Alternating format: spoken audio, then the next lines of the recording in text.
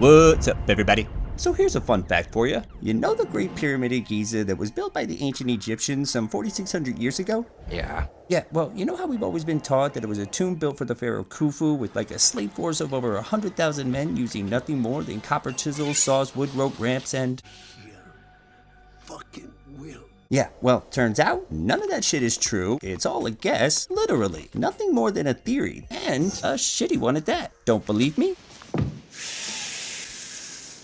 It takes 10 men to pull a 1-ton stone block. Factor in the incline of the ramp, and it's more like 15, let's call it 12. So to pull this 80-ton stone block, we would need at minimum 960 men, right? Right. Quick question. How the fuck are you getting around the corner of a pyramid with 960 dudes without the wheel or the pulley system? And follow up, what kind of wood are these ancient bastards using that can withstand 80 tons of pressure? Next, copper cannot cut red granite to this precision because Egyptologists tried it. They even added water and crystalline sand, and after 8 hours of hard labor and this, they gave up. And as for the tomb part, it's the only tomb that looks nothing like a tomb. Nothing has ever been found inside, and it's the only tomb that's not underground. But because this kinda looks like a sarcophagus, gotta be a tomb, right? It's not a problem that's been totally solved, and I've given my suggestions. I've tried to base them in the landscape, but a lot of it is still inference. My point. Primitive tools didn't build this, and my ass it was a tomb. Because here's the thing about the Great Pyramid. This big bastard is the first of the original 7 wonders of the world, yet it is the only one still standing today. It was the largest structure ever built for nearly 4,000 years,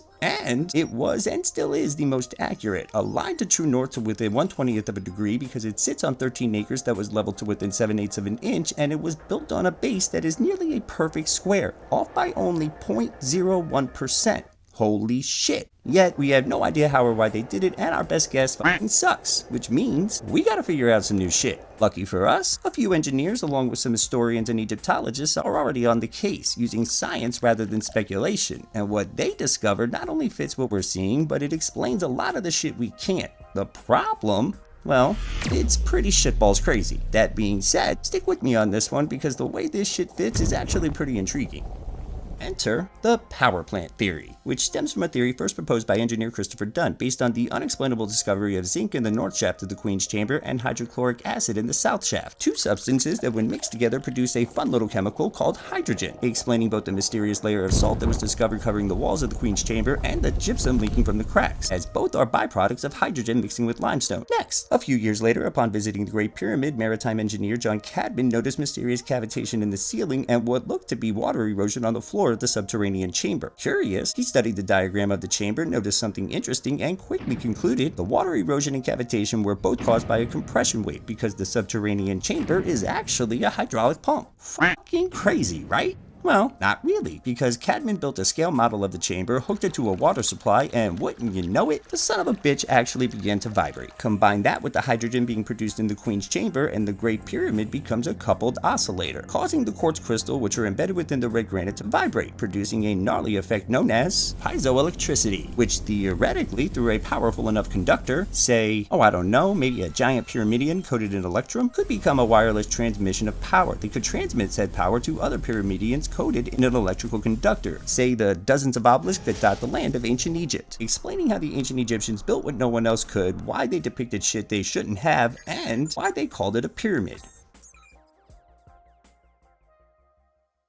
Now, understandably, the notion that the Great Pyramid was actually a type of power generator, freaking ridiculous. But this theory is actually based off of actual discoveries that were tried, tested, proven, and repeated, meeting the scientific standard for factual evidence. Whereas the accepted theory, and I'm just stating the facts here, is nothing more than speculation and some really shitty guesses. And as for how this big bastard was actually built, well, that part is a little bit trickier, because unless we discover a lost technology or ancient text with the answer, that part will forever remain speculation. However, if I had to take a guess, I'd stop believing that our ancient ancestors were a bunch of goddamn liars and just go with what they wrote down. That thousands of years ago, during a time known as Zep-Tepe, gods and man lived together side by side, and what we see today is simply the remnants of that age.